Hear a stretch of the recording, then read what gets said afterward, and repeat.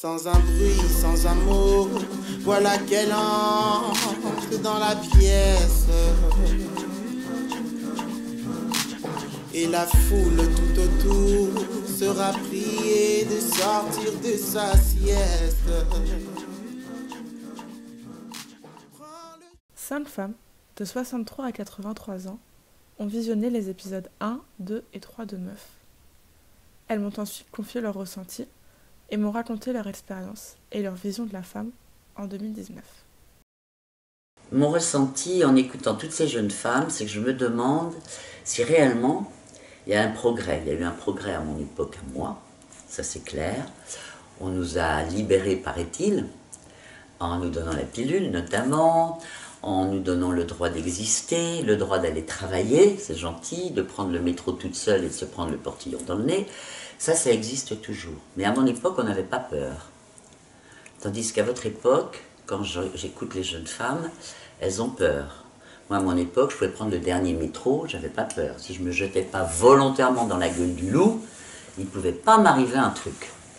Sauf le truc qui m'est arrivé, c'est que la seule personne qui me fait protéger, c'est mon mari, m'a foutu des coups sur la gueule. Bon, ça arrive à toutes les générations. C'est pas générationnel. C'est même pas optionnel, puisqu'on ne le sait pas au départ, de toute façon. Donc, c'est compliqué. Je trouve qu'il y a une grande insécurité qu'on ressent de toute façon d'une façon générale dans les générations en dessous, les 30, les 20, mais une insécurité épouvantable que je pense...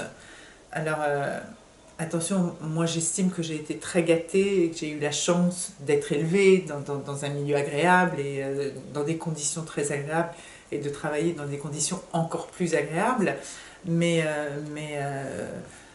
ouais, je pense cette insécurité, ce manque Nous, on avait une liberté absolument démente, on avait un truc créatif absolument dément. Enfin bon, c'est vrai que dans la mode aussi, c'était les grandes années, les années 80, 90, hein, c'était la folie, le palace, le machin, enfin tout le monde s'excitait dans tous les sens comme des hystériques. C'était très très très amusant. Notre jeunesse est très très amusante par rapport, je trouve, à aujourd'hui, où c'est vrai, entre le chômage, le sida, tout ça, il y a de quoi s'inquiéter quand on est jeune, c'est clair. C'est pas que votre génération s'en sortira pas, elle s'en sortira de la même façon, mais comparé à la nôtre, oui, je trouve qu'il y a une espèce de truc très, très, pas de folie tellement, voilà, très, très sécure. Alors, est-ce qu'il y a réellement un progrès? Moi, je ne sais pas. Honnêtement, je ne sais pas si vous êtes dans le progrès. On a eu la pilule, maintenant, les jeunes femmes de 40 ans arrêtent de prendre la pilule, elles ont même arrêté avant, parce que ça les fait grossir, parce qu'on a vu que c'était finalement dangereux. La première pilule que moi j'ai prise est une pilule qu'on donne maintenant aux filles pour avorter. Donc t'imagines que c'était quand même assez formidable. J'ai commencé à la prendre, donc c'était après 69, parce que elle est née en 69. On n'était pas tranquille non plus, c'était les débuts, on était obligé de changer plusieurs fois parce qu'on n'était pas bien avec. Et puis moi je sais que dès que j'ai pu l'arrêter, j'ai eu la chance d'être ménopausée très très très tôt, donc j'étais bien contente d'avoir arrêté de la prendre parce que c'était pas une bonne idée. Par contre, nous les préservatifs, on ne connaissait pas. Moi, on n'a jamais entendu parler de ça. Le premier préservatif, enfin, je l'avais déjà vu, mais le premier préservatif que j'ai utilisé, c'est grâce à mes gendres qui me l'ont offert pour un Noël. Et on a bien rigolé parce qu'on n'en avait jamais mis. Maintenant, les filles et les garçons, tout le monde, les journaux, on a découvert le clitoris. Ça doit être le gros progrès actuel. Oh merde, les filles, elles ont un clitoris, dis donc. Oh là là, quelle aventure! Ça, c'est la grosse aventure du siècle, on en parle partout, dans les journaux. On va pas tarder à apprendre aux petits garçons au CM2 à s'en servir, enfin, c'est quand même admirable. Donc on explique aux mecs que s'ils savent pas envoyer en l'air une fille, ils sont cons, c'est pas vrai. D'abord, entre toi et moi, Josépha, les garçons, ils sont doués ou pas doués pour faire l'amour, ça s'apprend pas. Ça, c'est pour ton vécu perso, hein, je dis ça. Tu choisis le gars qui est doué, sinon tu... Alors, ce qui m'a aussi... un truc sur une des filles qui a parlé de sa sexualité, là, sur le dernier, qu'elle n'avait rien appris. J'ai dit là, on lui avait rien appris. Alors là, ça m'a fait doucement rigoler, parce qu'on en est encore au même point. Parce que moi, je te raconte pas, quand j'ai eu mes règles, donc j'avais 10 ans et demi, je venais de rentrer en 6e. Et ben, quand j'ai eu mes règles, ma maman m'a dit « Ah ben maintenant, tu es une grande fille ». Voilà, c'est toute mon éducation sexuelle. Heureusement, je me suis rattrapée un peu après. Mais sur le coup, ça m'avait un peu... Je dis « Ah bon ?» Voilà, notre éducation sexuelle, elle s'est arrêtée là. Bon, alors il y a ça qui m'a choquée, la peur des filles. Il y en a une qui dit aussi, on nous a enseigné la peur. Nos mères nous ont dit, faites gaffe quand tu ressors, etc. Elle aurait mieux fait de me faire donner des cours de Krav Maga. C'est pas bête.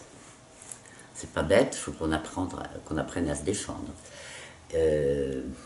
Mais à mon époque, on savait déjà se défendre et on n'avait pas peur de se défendre, mais parce que moi, j'avais pas peur. Peut-être parce que je suis née pendant la guerre et que finalement, maintenant, les bombes, elles sont plus chez nous, elles tombent plus sur nos immeubles, peut-être, je sais pas. Elles sont à une période où elles ont peur, alors que nous, bon, c'est sûr, c'est toujours pareil, c'est toujours l'âge.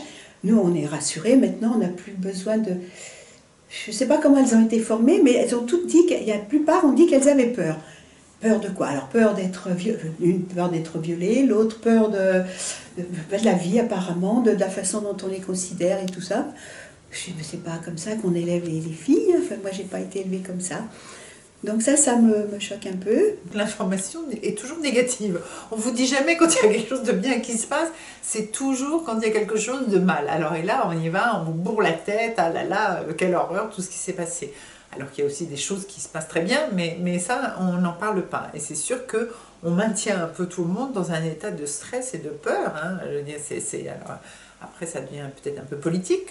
On a trop attendu l'aval de l'homme, dit aussi une jeune femme, hein, parce que, voilà, moi ça je l'ai vécu, puisque toute notre vie, depuis 1940, je suis née, je me marie à 18 ans, ma mère aussi s'est mariée à 18 ans, donc on a eu un père, après on a un mari, et on attend l'aval de l'homme. Alors on a peur du juge, on a peur du flic, on a peur du père, on a peur du mari.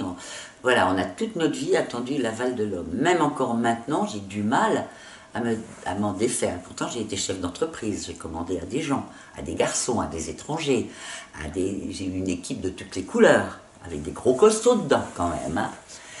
C'est vrai, n'empêche. Donc là, j'avais pas peur, parce que c'était moi la chef. Et je redécouvre donc la liberté maintenant. En étant veuve, j'ai plus de bouclier. Donc tu vois, moi aussi j'avais l'aval de l'homme, entre parenthèses.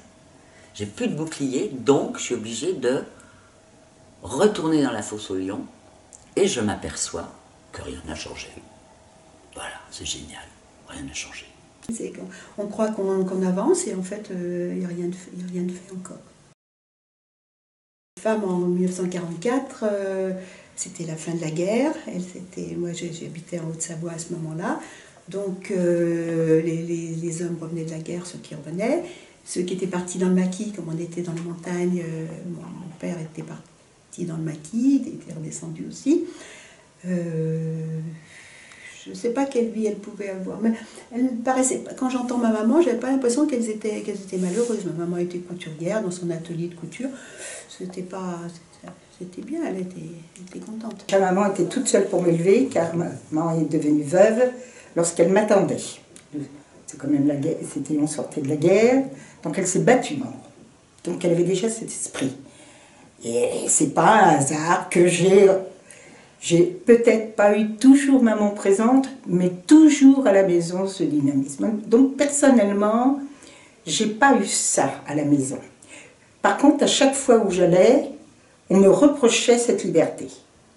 Je l'avais déjà, parce que maman était complètement indépendante, puisqu'elle était seule à ramener l'argent. Et j'avais cette impression, et pour moi c'est devenu une chose normale de voir maman partir au travail. Lorsque j'en parlais, lorsque maman m'a mis dans un institut de jeunes filles pour avoir la bonne éducation, comme une bonne jeune fille, pour bien se marier, apprendre la couture, savoir comment on se tenait, les coutumes, les usages, tout ce qui était culturel, tout ce qui était... Il fallait être la jeune fille de bonne famille. Bon, ça a été génial parce que ça reste après pour... Ça sert toujours. Mais j'ai choqué énormément. quand j'ai commencé à, lorsqu'on me posait des questions, qu'est-ce que tu veux faire de ta vie, est-ce que ceci, cela, je parlais tout de suite de que je voulais faire un métier où j'allais faire du calcul, où j'allais travailler sur les sciences, où j'allais faire... Mes copines me regardaient avec des yeux ronds. De quoi elle parle?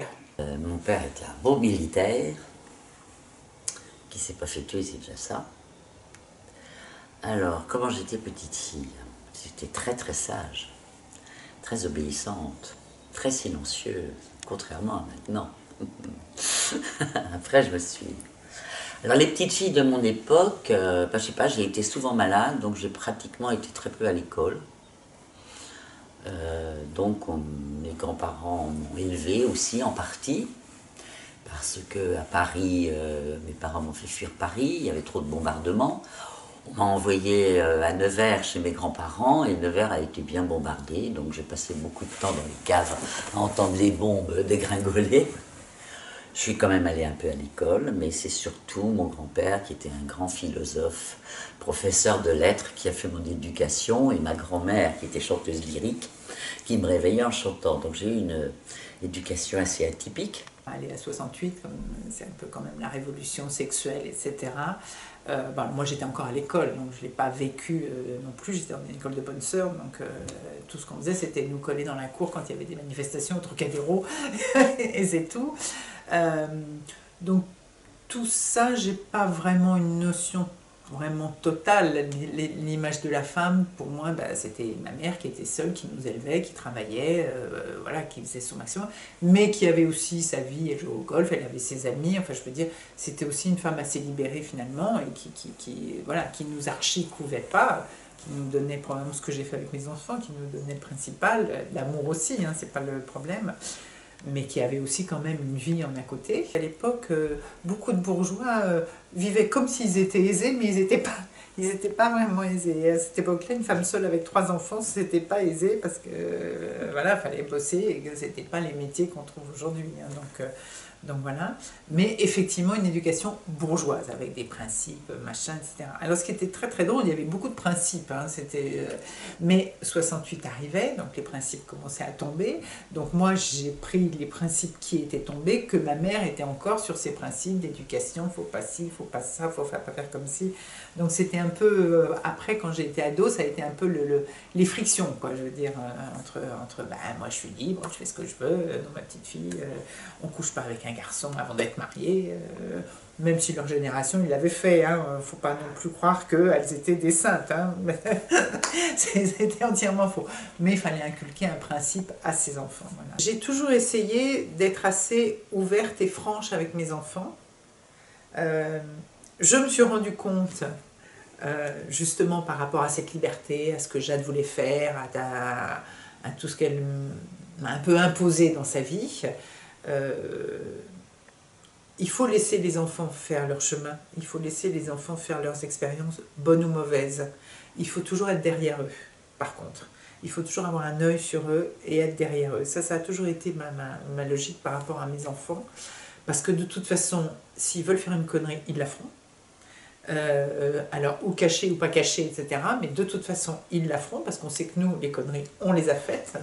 Et que l'important, c'est d'avoir un œil et de pouvoir être là. Ce que j'avais dit à Jeanne un jour, parce que je me souviens, elle était jeune, elle me dit « Ah maman, si j'étais complètement droguée, qu'est-ce que tu ferais? Tu me laisserais, c'était sa période, tu me laisserais dans la rue comme ça, tout. » J'ai dit non, si c'était complètement droguée, je ne te laisserais sûrement pas dans la rue, je t'emmènerais dans un centre de désintoxication.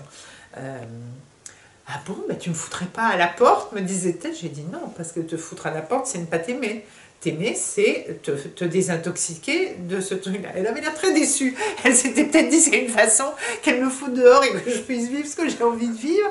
Parce que quand même, malgré tout, il y a toujours des conflits. Je veux dire, c'est normal. Et c'est là où on se dit, tiens, je me rappelle ma mère.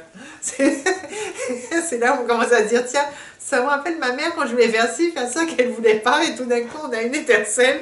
Ding, ça y est, j'y suis, moi aussi. Quand j'avais 30 ans, d'abord j'avais déjà des enfants, donc ça limite un tout petit peu la liberté. Et puis c'était plus un couple, j'étais plus un couple, où on faisait les choses en étant d'accord tous les deux. Jamais Claude n'a été du genre à m'imposer, etc. Ça n'aurait pas marché. Mais spontanément, par exemple, ça ne me serait pas venu à l'idée d'aller au cinéma toute seule. Je ne pense pas qu'il s'y serait opposé, hein, mais ça ne me serait pas venu à l'idée. Je trouve qu'on n'a plus le sens du compromis.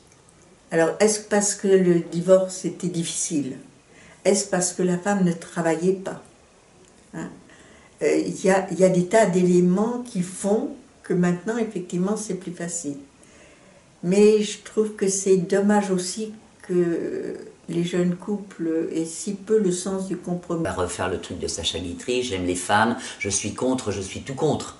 Hein? Non. Et pourtant, je vais te dire, ils m'ont pas fait du bien, les hommes. Mais comme je les aime, parce que j'ai aimé mon père qui m'a aimé, tac, tac, tac, tac, tac. Allô, monsieur Freud? Non, mais c'est ça, j'ai eu un bon papa. On est informé de tout, on vous balance toutes les informations, à peine un truc arrive, etc. Donc il faut encore plus que les enfants puissent poser des questions sur n'importe quoi. Je veux dire, bon, et c'est sûr que, bon, déjà, elle préfère les filles, voilà, et c'est sûr que c'est pas évident de le dire à ses parents non plus, peut-être, probablement, et elle a eu le courage de le faire, et après, donc à partir du moment où les enfants ont le courage de vous annoncer quelque chose qui est dur pour eux, ou qui est dur à annoncer, ben, il faut être là.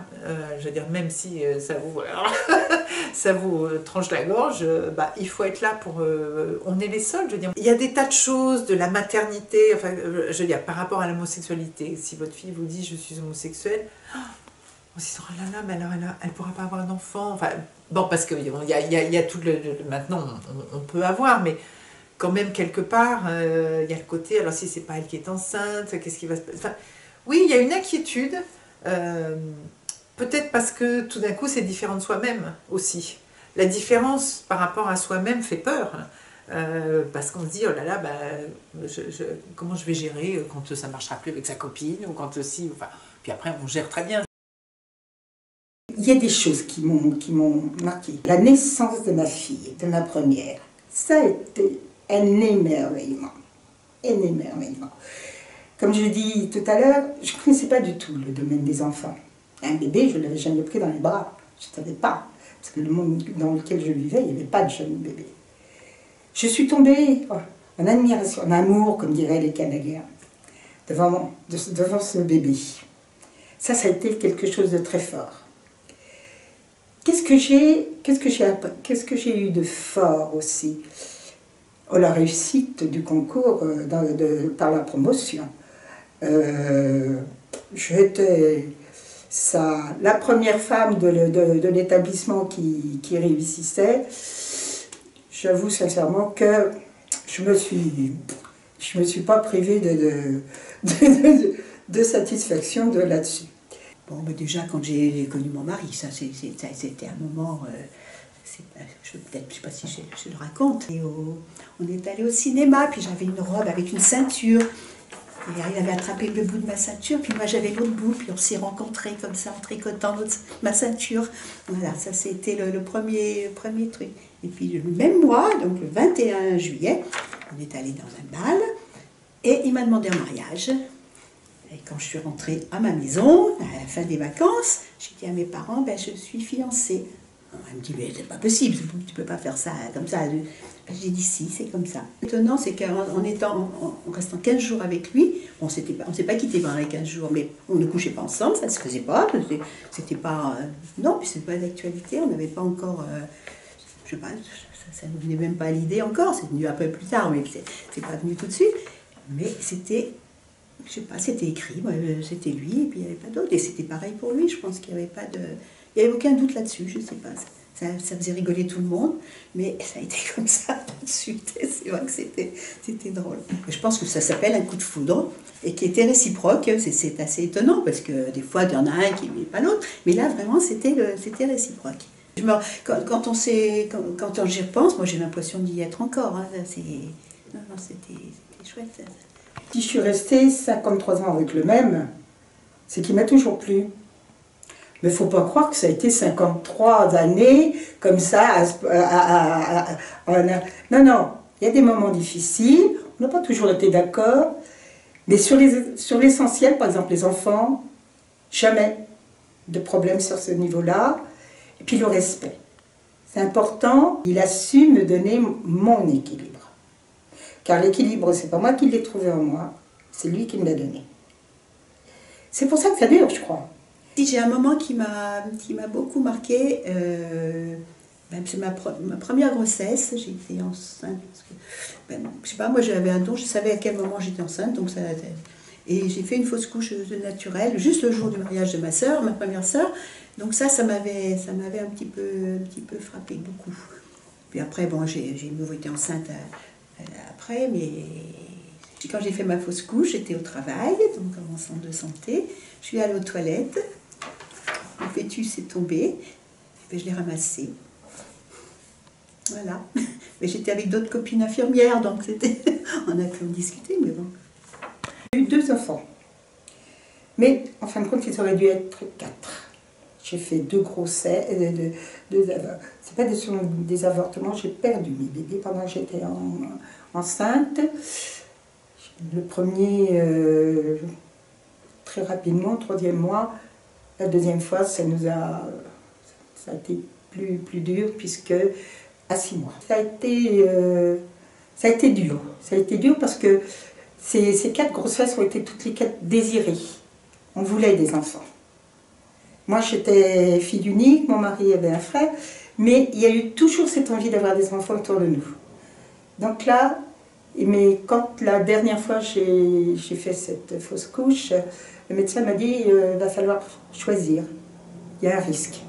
Et là, si vous recommencez, donc il faut que vous sachiez. Donc là, on a décidé avec mon mari, tous les deux, de ne pas prendre le risque pour les 2 qui étaient avec nous, car je risquais vraiment ma vie. Donc, mais je le regretterai toujours. Je le dis, il manque 2 personnes dans la maison.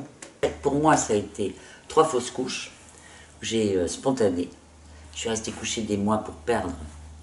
J'ai considéré que je perdais mes vrais enfants. Et ensuite, la naissance de mes vrais enfants qui sont vivants maintenant. Et je suis restée des mois couchée pour les garder.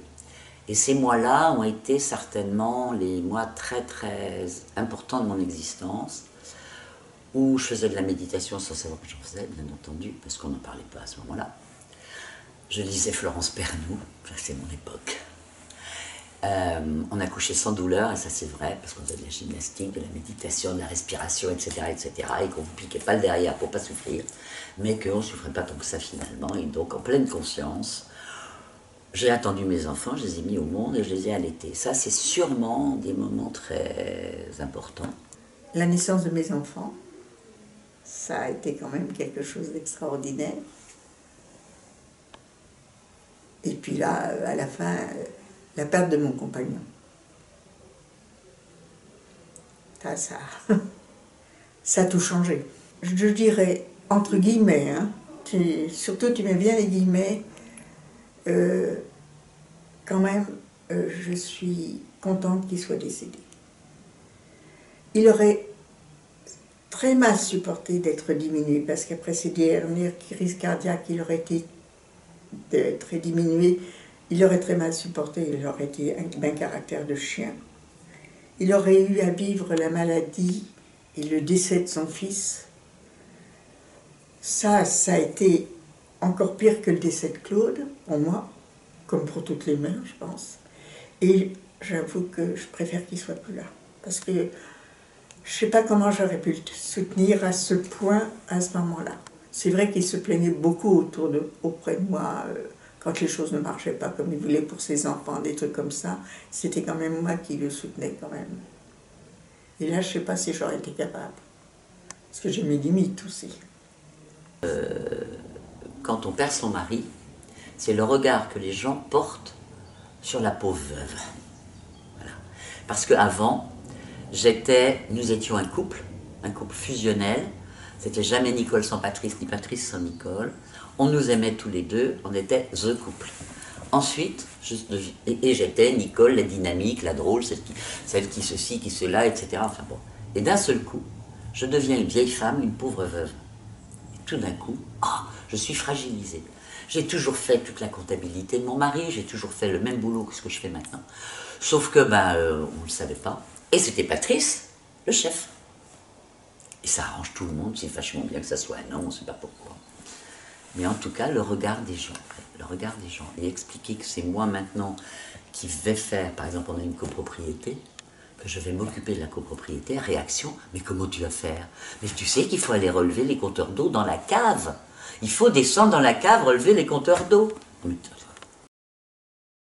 Moi, je me rappelle très bien, la première fois que ma mère a voté, je l'ai accompagnée. Il y avait une queue pas possible au niveau des bureaux de vote, ce qu'on ne voit plus maintenant. Mais ça a été vraiment quelque chose de très important. Je voulais parler aussi d'un fait très marquant pour nous, c'était la loi de Simone Veil en 1975. Là c'est quelque chose qui a marqué, puisqu'on avait l'autorisation d'avorter. Et quand on voit encore le cirque que font certaines religions à ce sujet-là, là on dit que le combat n'est pas terminé encore. Mais Simone Veil a été une femme extraordinaire pour ce genre de choses. Je la revois toujours à l'Assemblée en train de présenter sa loi, et c'est vrai que ça c'est quelque chose qui marque la vie de nous en tant que femmes. J'ai un truc qui m'est resté du temps de mon école d'infirmière. C'est ça m'a marqué à vie, et cette femme, je l'ai toujours en moi. Elle s'était fait avorter, et avec une aiguille à tricoter, comme on faisait dans le temps, et elle était en fauteuil roulant. C'est une jeune femme qui avait 30 ans. Celle-là, elle m'a marqué à vie. Ça, je la revois tout le temps, et il fallait qu'elle vive avec ça. Elle était paralysée, ça lui avait paralysé les jambes. Donc ça, c'était un avortement. Celui-là, je m'en souviens bien. Mais je ne l'ai pas vécu, mais je l'ai vécu après, dans son suivi à l'hôpital.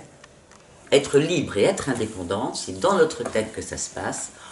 On peut parfaitement être marié, avoir un homme qui nous paye le gîte et le couvert, tout en étant forte indépendante. C'est dans notre tête l'indépendance. Avant, on était à la maison, c'est le mari qui gagnait l'argent. Bon, c'est pas... Et puis on restait, combien de femmes sont restées dans les familles parce qu'elles n'avaient justement pas de possibilité ni financière ni de pouvoir partir. Donc on restait toute sa vie avec le même homme. Ça a changé. Et heureusement pour elle. Ça, c'est un des points les plus positifs quand même. Hein. C'est la liberté, la reconnaissance de la femme. On n'était plus uniquement que des mères, on est devenus des femmes. Et ça, c'est important.